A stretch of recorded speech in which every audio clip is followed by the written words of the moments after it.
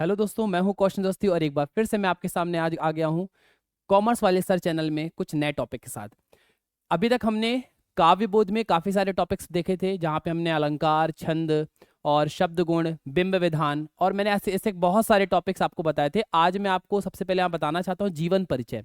देखिए, जीवन परिचय एक ऐसा टॉपिक है जो पेपर में 100% आना ही आना है और मैं आपको अभी 2 जीवन परिचय बता रहा हूँ। बाकी नेक्स्ट वीडियो में हम देखेंगे बाकी आगे के जो इंपॉर्टेंट जीवन परिचय है वो हम नेक्स्ट वीडियो में देखेंगे। तो सबसे पहले मैं आपसे उम्मीद करता हूं कि आपने हमारे चैनल को लाइक, सब्सक्राइब और हमारे बेल आइकन को दबा दिया होगा। और यहाँ पर हम सबसे पहले देखिए बात करने वाले हैं क्या, आज हम जीवन परिचय में बात करने वाले हैं। तो जीवन परिचय में अभी आपको आज 2 बताने वाला हूँ, रघुवीर सहाय और जैनेन्द्र कुमार के। तो जैनेन्द्र कुमार और रघुवीर सहाय के जीवन परिचय आपको एक सरल भाषा में, जिससे आपको फुल मार्क्स भी मिल जाए और आपको पढ़ने में इसमें किसी प्रकार की कोई समस्या ना हो। तो देखिए, सबसे पहले हम बात करते हैं जीवन परिचय में रघुवीर सहाय। तो रघुवीर सहाय ये हमारे कवि परिचय में आते हैं। और लेखक परिचय में आपको इसको पहचानना, तो पहचान कैसे होती है इसकी, भाव पक्ष और कला पक्ष जो होता है वो किसमें होता है, कवि परिचय में। और जो भाषा और शैली लिखी जाती है वो लिखी जाती है किसमें, लेखक परिचय में। तो सबसे पहले हम यहाँ पे बात करते, देखिए लास्ट ईयर महादेव वर्मा का जीवन परिचय आ चुका था, तो उस हिसाब से इस बार रघुवीर सहाय और जैनेन्द्र कुमार, इनके जीवन परिचय मोस्ट इंपॉर्टेंट हो जाते हैं। और आपको मैं 2 जीवन परिचय और नेक्स्ट वीडियो में आपको बताऊंगा, आप उसको जरूर ध्यान दीजिएगा। देखिए, सबसे पहले बात आती है जीवन परिचय में, सबसे पहला आपका रघुवीर सहाय। तो रघुवीर सहाय में देखिए पेपर में आपका जब आएगा तो 3 मार्क्स का ये क्वेश्चन आएगा और इसमें बोला जाएगा कि आपको 2 रचनाएं लिखनी है, भाव पक्ष बताना है, कला पक्ष बताना है और साहित्य में स्थान आपको यहाँ पर बताना है। तो यहाँ पर हम सबसे पहले बात करते हैं 2 रचनाएं। तो 2 रचनाएं मैंने यहाँ पे 3 लिखी हैं, जिससे आपको अगर एक भूल भी जाती है तो आपको थर्ड वाली याद रहे, हो सकता है आपसे बन जाए। तो यहाँ पर सबसे पहले देखिएगा रचनाओं में यहाँ पर आ गया क्या, फायदा, हंसो हंसो जल्दी हंसो और चल परियों के देश। ये रघुवीर सहाय की 3 रचनाएं मैंने आपको बता दी, जिसमें से आपको पेपर में केवल 2 ही बतानी है। पहला आपका फायदा, फिर आपका है हंसो हंसो जल्दी हंसो और आपका नेक्स्ट है चल परियों के देश। अब हम बात करते हैं भाव पक्ष की। देखिए, भाव पक्ष में हमें क्या बताना होता है, तो भाव पक्ष में हम रस को इन्वॉल्व कर सकते हैं। बाकी जो कला पक्ष होता है, कला पक्ष में जो हिंदी की बाकी ग्रामर आती है ना, जिसमें रस, छंद आ जाते हैं, अलंकार आ जाते हैं, तो ये सभी चीजें जो होती हैं ग्रामर की वो सब कला पक्ष में आता है, लेकिन रस को हमेशा भाव पक्ष में ही लिखा जाता है। तो यहां पर देखिएगा, सबसे पहले बात करते हैं भाव पक्ष में क्या बोला जा रहा है, इनके काव्य में समाज का यथार्थ चित्रण मिलता है। यथार्थ चित्रण का मतलब कि उनके समय में समाज में जो कुछ भी सामने हो रहा था उसी चीजों को उन्होंने क्या किया, अपनी रचनाओं में एज इट इज लिख दिया है। तो यथार्थ का मतलब होता है कि आपका वास्तविक चित्रण या एकदम जैसा था समाज उसी हिसाब से उन्होंने क्या किया है, अपनी रचनाओं में चित्रण किया है। तो सबसे पहले क्या क्या, इनके काव्य में समाज का यथार्थ चित्रण मिलता है। नेक्स्ट इसमें लिखा हुआ है, इन्होंने अपने काव्य में मध्यम वर्गीय जीवन के तनाव तथा समस्याओं का चित्रण किया है। मध्यम वर्गीय का मतलब जो मिडिल क्लास फैमिली होती हैं, मिडिल क्लास फैमिली के जीवन पूरा, वैसे आप जानते हैं कि एक तो गरीब व्यक्ति होता है जिसको सिर्फ केवल खाने का जुगाड़ करना होता है, एक अमीर होता है जिसको हर समस्या उसकी पैसों से सॉल्व हो जाती है। सबसे बड़ी समस्या किसकी होती है, मिडिल क्लास की। मिडिल क्लास के बारे में यहाँ पे उन्होंने क्या किया है, इन्होंने अपने काव्य में, अपनी रचनाओं में मध्यम वर्गीय जीवन के तनाव तथा समस्याओं का चित्रण किया। तो मध्यम वर्गीय का मतलब हो गया मिडिल क्लास फैमिली के जीवन के बारे में उन्होंने बताया है कि उनको कितना स्ट्रेस होता है और उनको जीवन में किस किस प्रकार की समस्याओं का सामना करना पड़ता है। तो इन्होंने अपने काव्य में मध्यम वर्गीय जीवन के तनाव तथा समस्याओं का चित्रण किया है। नेक्स्ट पॉइंट आपका आता है, इन्होंने काव्य द्वारा समाज को जागृत करने का प्रयास किया है कि समाज में जितनी भी समस्याएं हैं या समाज में जो भी बुराइयां फैली हुई हैं उन सभी समस्याओं को दूर करने के लिए समाज को अवेयर करने का प्रयास किया। देखिए, तो आपको ये याद रखना है, रचना में हो गया फायदा, हंसो हंसो जल्दी हंसो, चल परियों के देश, चल परियों के देश, चल परियों के देश होगा, के लगा लीजिएगा, इसमें के नहीं लिखा हुआ है।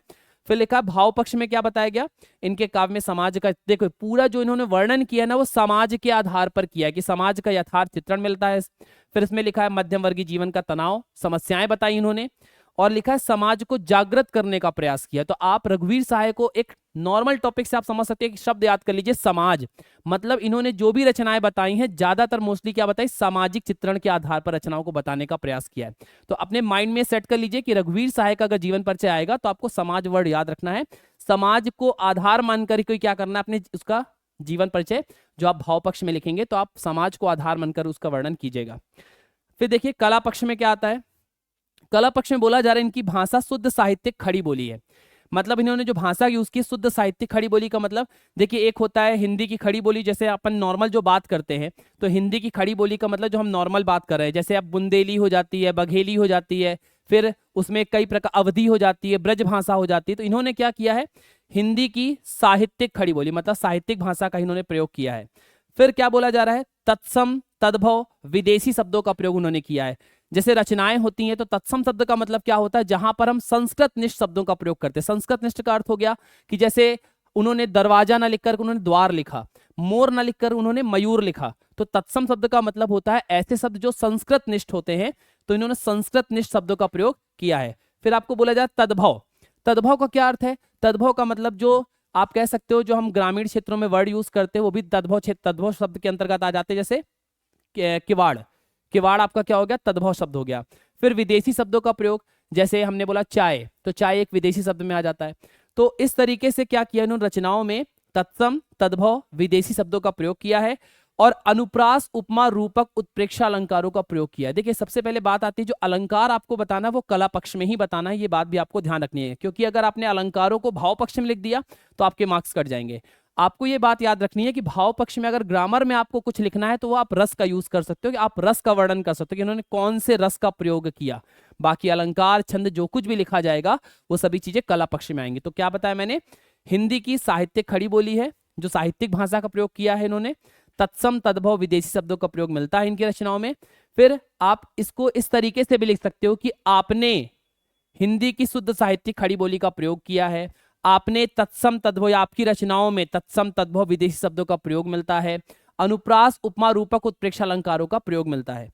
फिर देखिए साहित्य में स्थान की बात करें तो देखिए साहित्य में स्थान में एक लाइन तो आप सब में कॉमन लिख सकते हो कि हिंदी साहित्य में इनका अद्वितीय स्थान है या हिंदी साहित्य में इनका स्थान महत्वपूर्ण है। ये एक दो लाइन आप अपने से लिख सकते हो, बिल्कुल आप ऐड कीजिएगा जरूर इसमें पेपर में, लेकिन यहाँ पे मैंने मुख्य दो लाइनें जरूर लिखी यहाँ पर।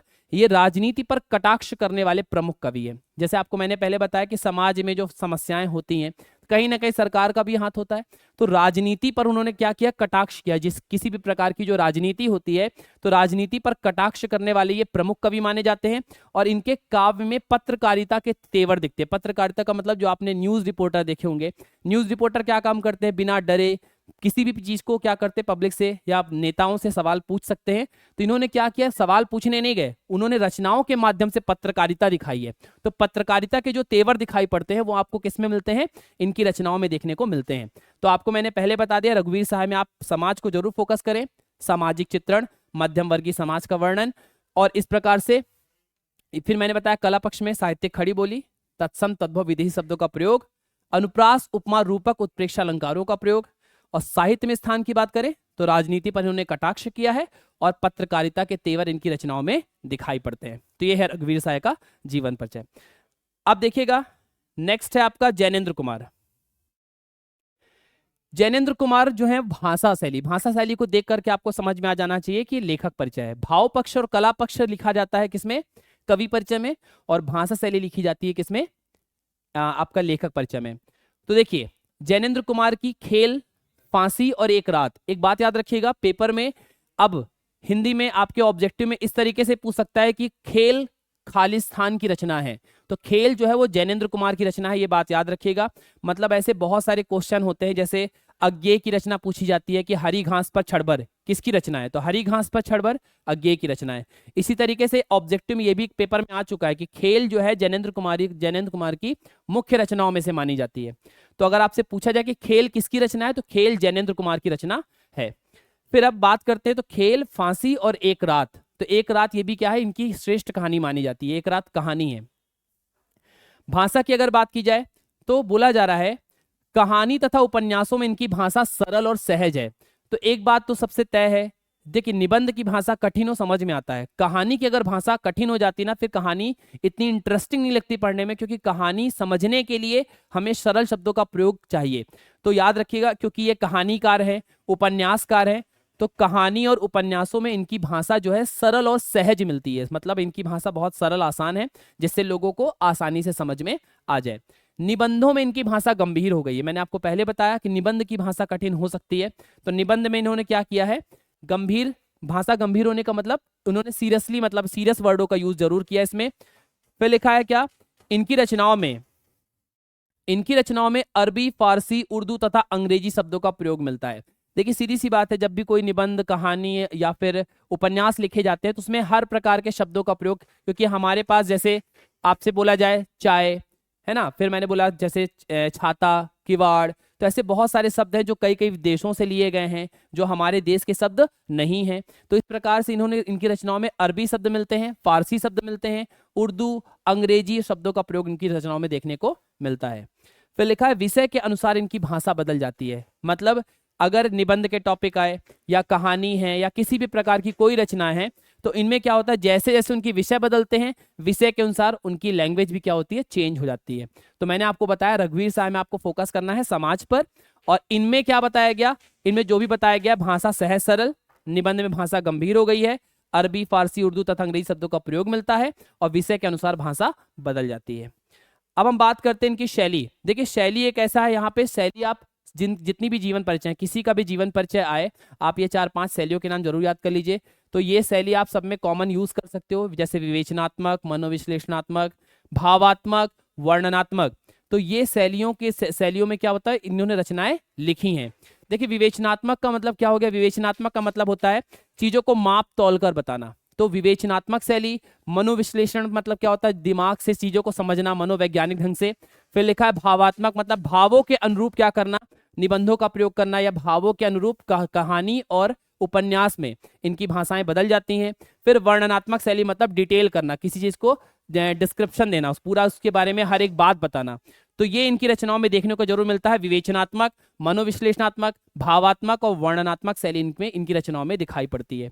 अगर हम बात करते हैं साहित्य में स्थान की, तो साहित्य में स्थान की अगर बात की जाए तो ये श्रेष्ठ उपन्यासकार माने जाते हैं, ये श्रेष्ठ कहानीकार भी हैं और निबंधकार भी हैं। जैनेन्द्र कुमार अपने आप में, मैंने आपको पहले बताया, खेल और ये एक रात, ये इनकी प्रसिद्ध रचनाएं मानी जाती हैं। और पेपर में ये आता भी है कि खेल किसकी रचना है, तो आपको ये याद रखना है कि खेल जो है जैनेन्द्र कुमार की रचना है, इसीलिए हमने इसको शामिल भी किया इसमें, जिसमें अगर ऑब्जेक्टिव में अगर ये क्वेश्चन पूछा जाए तो आपको इसमें किसी प्रकार की प्रॉब्लम ना हो। तो क्या बताया गया, श्रेष्ठ उपन्यासकार, कहानीकार, निबंधकार के रूप में जैनेन्द्र कुमार हमेशा स्मरणीय रहेंगे। बेबाक लेखन कला, बेबाक का मतलब बिना डरे इन्होंने अपनी लेखन शैली का प्रयोग किया है। और पारदर्शिता का मतलब किसी प्रकार का भेदभाव ना करते हुए उन्होंने क्या किया, पारदर्शिता के साथ आपका हिंदी साहित्य में विशिष्ट स्थान। तो लिखा बेबाक लेखन कला तथा पारदर्शिता में अगर आपकी बात की जाए तो इनका विशिष्ट स्थान माना जाता है। तो आप ये जीवन परिचय में इस तरीके से भी लिख सकते हो, जैसे मैंने बताया कि आपकी रचनाओं में विवेचनात्मक, मनोविश्लेषणात्मक, भावात्मक, वर्णनात्मक शैली दिखाई पड़ती है। तो आप इस तरीके से भी लिख सकते हो और जैसा लिखा है वैसा भी आप लिख सकते हैं। तो ये हो गया हमारे जीवन परिचय, जिसमें से एक लेखक परिचय है और एक क्या है, कवि परिचय। तो आपको ये ध्यान रखना है कि हम आपको 4 जीवन परिचय मोस्टली बताएंगे जो मेन रहेंगे, और उनमें से पेपर में आने के पूरे चांसेस हैं। आप इनको जरूर ध्यान दें और अच्छे से पढ़ें। तब तक के लिए all the best, thank you.